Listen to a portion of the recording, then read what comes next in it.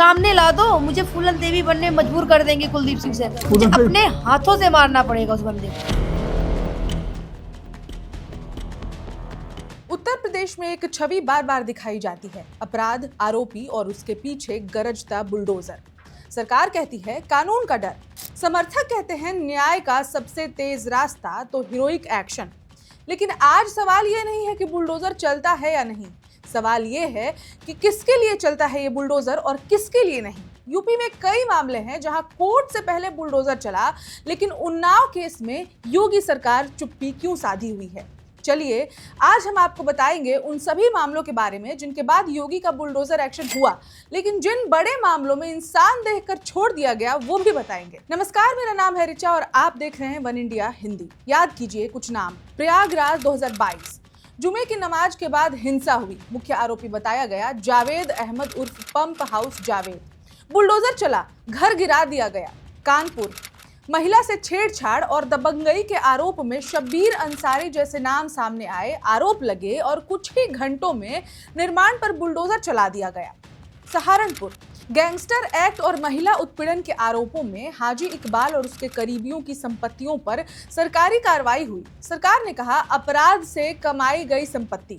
आजमगढ़ और Mau, mafia network से जुड़े लोगों फुरकान, सलमान, मुन्ना जैसे आरोपियों के घरों पर बुलडोजर कार्रवाई की गई और सबसे बड़ा नाम अतीक अहमद, हत्या, अपहरण, जमीन कब्जा, दर्जनों मुकदमे। प्रयागराज में उसकी और उसके परिवार की कई संपत्तियां ढाई गईं। यह संदेश साफ था, माफिया चाहे कितना भी बड़ा हो बख्शा नहीं जाएगा। लेकिन अब वही सवाल, क्या वाकई कोई नहीं बख्शा जाता? तो अब आते हैं उस सवाल पर जिससे सरकार असहज हो जाती है। उन्नाव रेप केस 2017, आरोपी बीजेपी विधायक कुलदीप सिंह सेंगर। एक नाबालिग लड़की ने बीजेपी के ताकतवर विधायक कुलदीप सिंह सेंगर पर रेप का आरोप लगाया। थाने ने नहीं सुना। पीड़िता ने मुख्यमंत्री आवास के बाहर आत्मदाह की कोशिश की। उसके बाद उसके पिता की जेल में संदिग्ध हालात में मौत हो गई।